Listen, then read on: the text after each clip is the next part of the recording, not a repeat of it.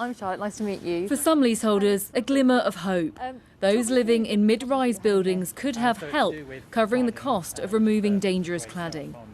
So very simply, it's the cladding at the top, the grey panels at the top, just here, they're at the top. But leaseholder Liam Spender wants to see the detail. The toll of this has been enormous, and the announcement doesn't stop it. The announcement's only a signpost to what's coming. Nothing will change immediately, and we need to act on this. It's already been 4.5 years, more than 4.5 years.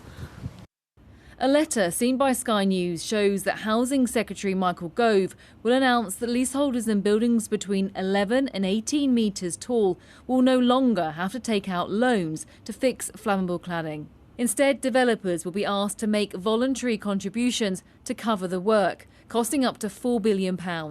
If they're reluctant, developers can be threatened with legal action or tax. But the plans only cover cladding when many buildings have other fire safety problems. MP Daisy Cooper has been a vocal supporter of leaseholders. She says the government needs to go further. It sounds like the government wants developers to voluntarily give up to £4 billion, but it's refusing to introduce any mechanisms to enforce that particular measure.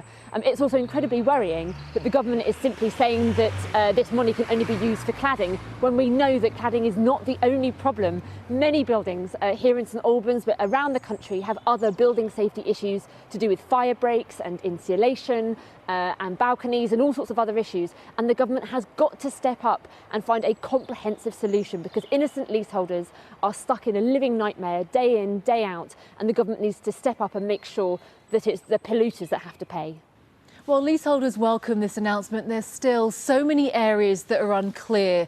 And while making the polluter pay is good in principle, it will take time. And time is not what many leaseholders have, as they face imminent rising costs of service charge bills and insurance premiums.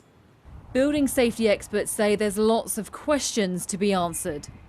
There are significant gaps for the potentially up to 1 million blocks that are below 11 metres in height that aren't mentioned, that have fire safety issues or building safety issues. And the scepticism that we have about whether the industry will come forward and provide the voluntary contributions that make up the £4 billion of additional funding. And if they don't come forward and make those voluntary contributions, that money needs to be found from the Department of Housing's budget. And that will have consequences for other housing projects. So while this latest announcement is a step forward, it's by no means a solution for the hundreds of thousands of leaseholders trapped in unsafe homes. Charlotte Lomas, Sky News.